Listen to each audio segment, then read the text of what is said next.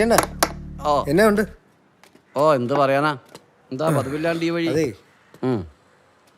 താണ്ടേ ഇതൊന്ന് നോക്കി പറയാമോ? ഇത് വിൽക്കാനാണോ അതോ ഉരുക്കാനാണോ? രണ്ടിനും അല്ല. പിന്നെ ഇത് ഏത് ജ്വല്ലറിന്ന് വാങ്ങിയെന്നൊന്ന് അറിയണം. ബ്രാൻഡാണെങ്കിൽ അറിയാൻ പാടില്ല, പക്ഷേ പോലെ ലോക്കൽ ജ്വല്ലറിന്നാണെങ്കിൽ അറിയാൻ പാടാ. ബ്രാൻഡഡ് തന്നെയാ. ആ തിളക്കം കണ്ടാ അറിഞ്ഞൂടെ? നല്ല 24 ക്യാരറ്റ് സ്വർണം. നിനക്ക് അത്രയ്ക്ക് ഉറപ്പാ? എൻ്റെ ശശിയണ്ണ എത്ര സ്വർണം വിറ്റ് തുലച്ച പാരമ്പര്യം എനിക്കുണ്ട്. നിങ്ങളൊന്ന് ഉറച്ചോ. ഇതെന്നതാ അറിയാൻ പാട്. നീ പറഞ്ഞ ശരിയാ, ചെമ്പ് കുറവാ. ഞാനേ ഇതേതായാലും വിശദമായിട്ട് അകത്ത് പോയിട്ട് ശരിക്കൊന്ന് നോക്കാം.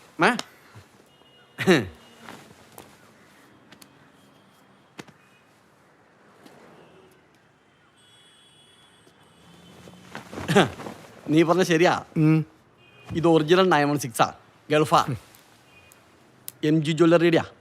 ഞാൻ പറഞ്ഞില്ലേ? ശരി, ഞാൻ പിന്നെ ഒന്ന് കാണാം. കാണണം. വിശ്വാസമായോ? 24 മണിക്കൂറിനുള്ളിൽ ഈ മോതിരം വാങ്ങിയ ആളുടെ ഫോട്ടോയും മറ്റ് ഡീറ്റെയിൽസും നിങ്ങളുടെ വാട്സപ്പിൽ വരും. എൻ്റെ ഫീസ് വെറും 10,000 രൂപ. അതും ഗൂഗിൾ പേ ആയി ഇപ്പം തരണം. അപ്പം നിങ്ങൾ ആലോചിക്കും.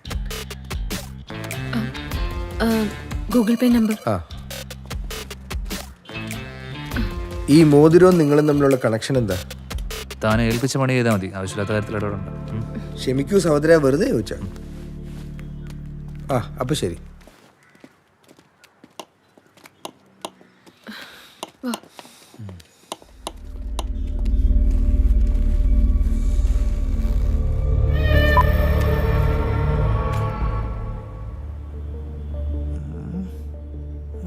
ആശാനെ, ഇത് നോർമൽ ഡിസൈൻ റിങ്ങാ.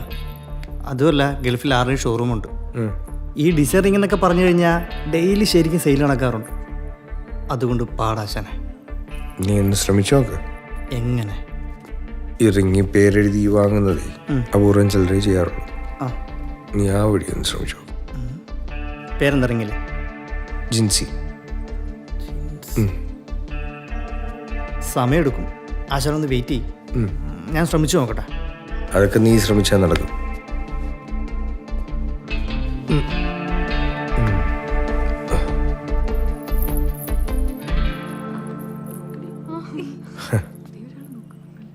കൊള്ളാലോടി ഇത്.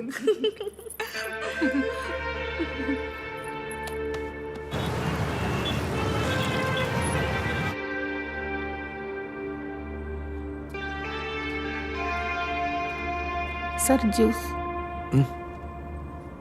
No thanks.